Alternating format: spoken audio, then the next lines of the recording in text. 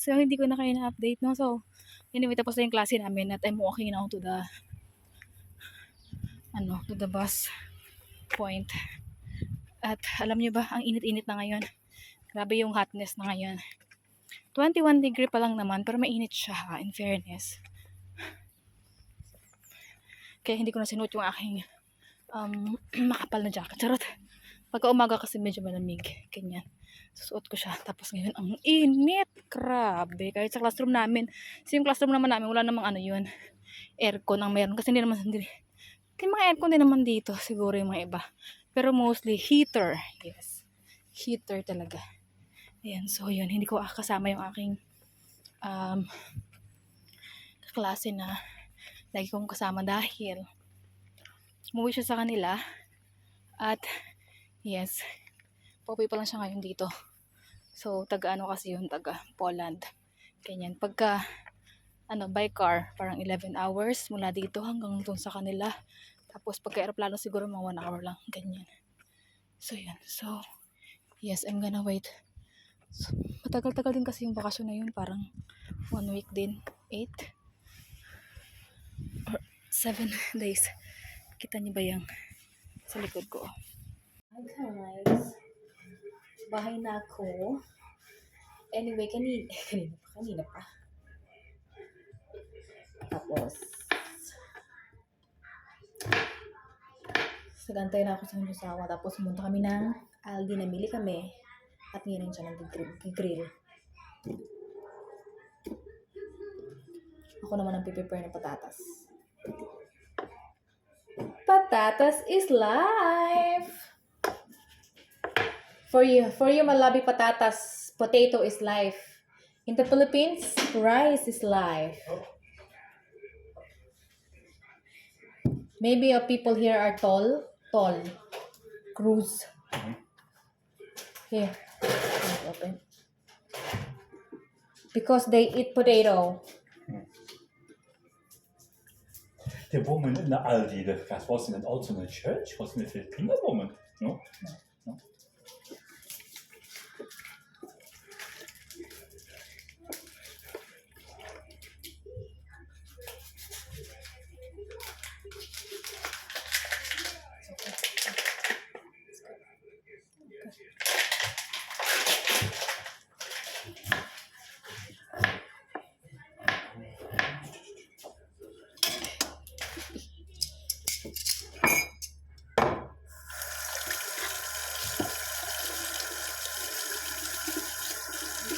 What happened to this one? Maybe when you play with Mr. Raphael with like this in the park. Yeah. It goes here. Yeah? Awa. Oh. Mr. Raphael. Hello. The best one, the mountain you put out. He likes to go with you, my love. Yeah, I was happy before. No, it's not just a walk. And he's looking. Oh, it's long walk and not yet. Yeah. You can put this another one. Our dear Raphael boy.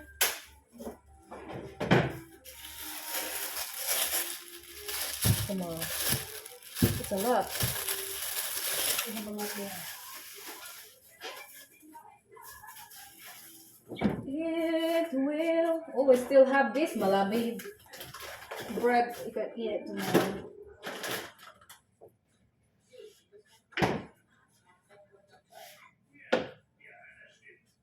What is this one?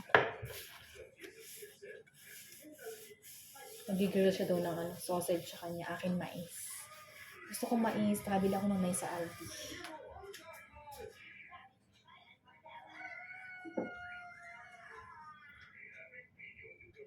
This one.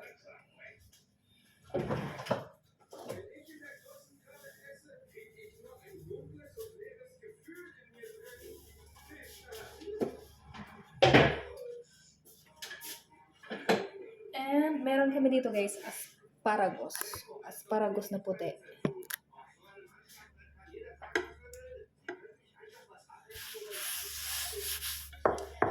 Gagawa namin. Tapos bumili kami ng sauce. Ito. Sauce. Tapos nilabas ko na itong pork para to bukas. Ima-marinate ko to.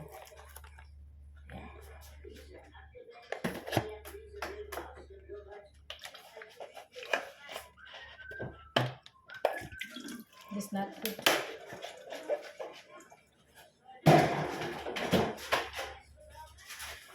I will just heat this one here, right, Malavi, in the heater later. This, it's okay? Ja. In the microwave. Baru microwave.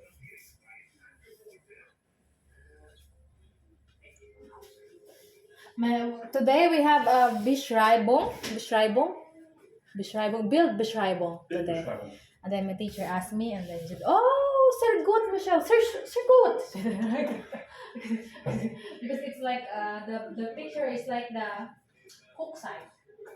It's grilling. Wow! Wow, it's good. Ah, it's good. Your cleaning material is good, yeah. Ja. Bei mir geht hier der sausage and here the slowly. Oh yeah, slowly. That's slowly because it's already cooked. Nice, this is my flowers. Look at that. Wala pang tumutubo dito sa mga seed. Oh, I hope the birds don't eat the seed, Malawi. Pink. Yung iba guys, may mga paparating yan ng bulaklak. Ayan. And then, the anderen Seite. And then here, yeah. Das ist die Brut and the andere Seite ist die Brut. Also here, seed din yan. Dinner time. Essen. Jetzt. Steuerbefreite Überstunden, tja, die gibt's bei Firma Osenstedt in Bayern. You like to taste this? My mais. Geschäftsführer auf offene Uhr. Denn seine Mitarbeiter wählen derzeit lieber Freizeit statt Geld. In der Regel die Überstunden abfallen. Gut. Weil sie halt natürlich bei der Auszahlung der Überstunden Nachteile haben, steuerlich gesagt. Das will der Finanzminister ändern. Lindner fürchtet um die Wettbewerbsfähigkeit des Landes. Um die Produktion zu steigern, soll eine begrenzte Anzahl an Überstunden und die Zuschläge steuerfrei bleiben. In diesem Fall geht es darum, Anreize zu schaffen, damit mehr Arbeit und mehr Leistung sich für die Menschen in unserem Land lohnt. 2023 haben Arbeitnehmer insgesamt 1,3 Milliarden Überstunden geleistet. 20% weniger als 2016. It's good. Pro Kopf 30 im Jahr. Doch mehr Überstunden sind für Experten der falsche Weg. Mehr Überstunden werden nicht mehr Wachstum schaffen. Das halte ich für eine Illusion. Als Arbeitgeber können Sie nicht Ihre Beschäftigten zwingen, mehr Stunden zu arbeiten. Und auch die SPD gibt Kontra. Überstunden sollen die Ausnahme sein, weil Arbeitnehmerinnen und Arbeitnehmer ein Recht auf Gesundheit haben und auf Freizeit. Gesetzlich sind Angestellte nur zu Überstunden verpflichtet, wenn das explizit im Arbeitsvertrag geregelt ist. Bei der Firma Osenstädter gehören Überstunden allerdings zum Alltag. Man wird es auch lieber machen, wenn diese Überstunden, die man zum Schluss ausbezahlt bekommt, weniger besteuert werden würden. Ja, dann für mich, wenn ich mehr arbeite, statt mehr beim Staat, dann sind wir alle glücklich. So einfach ist es in der Politik nie. Um SPD und Grüne zu überzeugen, muss Lindner noch Asparagus. It's good. The sauce. It's my first time to eat this asparagus. Einen umstrittenen Fall von Hilfe zur Selbsttötung. Rechtlich ist das eine Grauzone in Deutschland. Das Berliner Landgericht hat heute einen Hausarzt zu 3 Jahren Gefängnis verurteilt, weil er einer Studentin beim Sterben geholfen hat. Er war überzeugt, dass sie sterben wollte. Die Richter sehen das aber anders. Andreas Popp. Für den 74-jährigen Arzt war die Sache klar. Er habe die große seelische Not und Entschlossenheit der schwer depressiven Studentin gesehen, sei sich sicher gewesen, dass sie sich notfalls mit Gewalt selbst töten würde. Deshalb half er ihr beim Suizid, soll dafür jetzt 3 Jahre ins Gefängnis. Ich bin ziemlich erschlagen. Es wird sich jetzt erstmal kein Arzt mehr bereit finden, nach diesem Urteil einen Menschen mit einer einer Depression oder einem anderen psychischen Leiden zu helfen, würdevoll das Leben zu beenden. Der Arzt ist in einer Sterbehilfeorganisation aktiv. Die Studentin wendet sich im Juni 2021 an ihn. Der erste Versuch, ihm Tabletten zum Sterben zu verhelfen, scheitert. Dann legt der Arzt der 37-Jährigen in einem Hotelzimmer eine tödliche Infusion, die Isabel R. selbst auslöst, kurz danach stirbt. Das Gericht zweifelt, dass sie das wirklich wollte. Sie hat nicht nur an einem Tag so und am anderen so, sondern zum Teil auch binnen einer halben Stunde ihre Meinung geändert, und zwar auch noch an ihrem Todestag.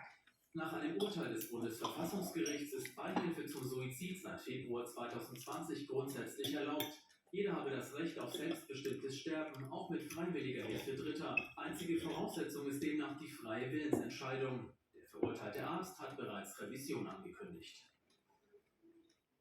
Ja, weitere wichtige Meldungen des Tages gibt es jetzt von meiner Kollegin. It's good, this was good. Kompakt. But this one is good. Not too fat. It's a lot of How many fat is one? fat. When you eat this every day, yes. 24%, 16 grams. Soll das Personal für 15 Monate zwischen 13,1 und 15,1% mehr verdienen.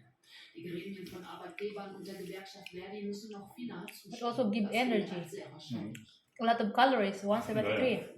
Tödliches Unglück. Vor der Küste Mosambiks ist ein Fischerboot mit 130 Menschen an Bord gekentert. Mindestens 94 von ihnen sind gestorben. Sie wollten vor der Cholera-Epidemie auf eine benachbarte Insel fliehen. Das übervolle Boot wurde vermutlich von einer Welle getroffen und kenterte dann. Digitaler Kanzler. Hi guys, tapos na kami kumain. At syempre, after kumain, syempre, maglinis, maghugas. Maghugas tayo mga Marsh. And so, tumakbo ko palabas ng aking isawa dahil may something na sikasuhin. So, alam niyo ba guys kung anong oras na ngayon? It's 7. Isira ba yung ano namin?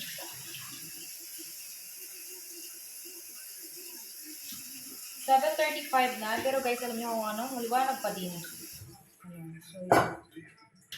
Wait lang, babad ko lang saglit kasi lalabas ko itong mga nandito sa aking ano.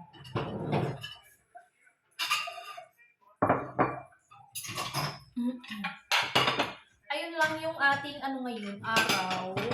Ang ganap. Wala tayong masyadong ganap for today's video, no? Ano lang,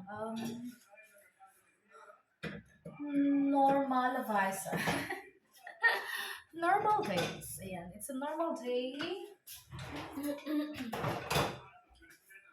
Sa buhay ng inyong lingkod, sa inyong kumari. Diyan muna yan. It's a normal day to clean yourself. So, ano masyadong ganap?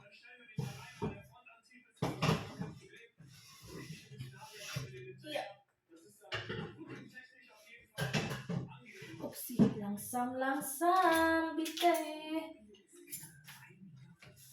It's gonna fall in after.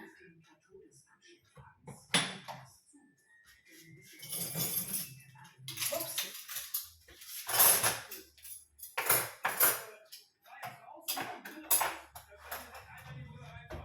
Ayun, tapos para makapag-ano na rin tayo, makapaglagay ng mga hugasan natin. Ganun. Liwanag sa labas. Kaya minsan nakakalito yung parang kailangan na ng battery ng relo namin.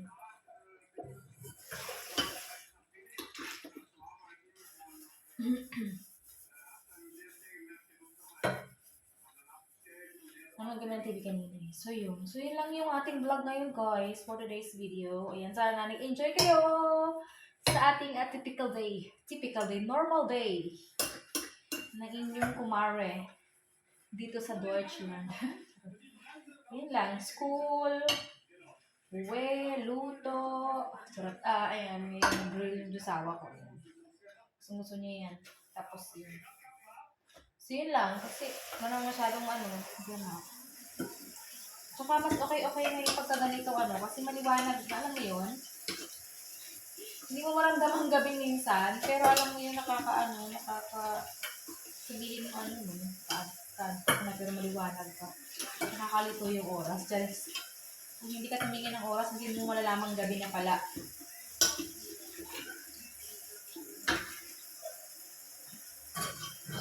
Pero okay lang naman dito guys, kasi nga dito sa namin, sa aming apartment is may blackout curtain, wala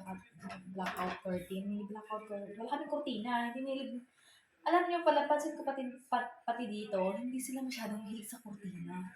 Oo, hindi sila mahilig sa kurtina, gusto nila naka-open lang. Oo, sa totoo lang, mostly ng mga hindi sila mahilig sa kurtina. So, siguro lang, yung mga sobrang nipis, ganyan. Gusto nila, nakikita din nila yung liwanag sa labas. Ngayon naman, kung gusto mo naman na mag-blackout para lalo na pagka summer dahil matagal talaga dumilim, yung naman dito, yung blinds na naka-attach dito sa bahay is, yun, nag-blackout siya. Nag-blackout mo siya, as in, madilim ka sa loob ng bahay. Madilim ka talaga. Pwede mong gawing madilim. Pwede mong gawing gabi at umaga. Dahil sa blinds. Ganyan. Nakakatawa nga yung blinds din dito kasi nga high-tech, diba? Pakita ko sa inyo diba dati, pinipindot lang. Kasi sa iba, nakita ko kasi sa iba, pag nag-aabang ako ng bus, yung kanila yung hinihila-hila. Tapos wood, yung kanila, ito hindi. Kaya nilalaro-laro ng aming baby pagka nandito.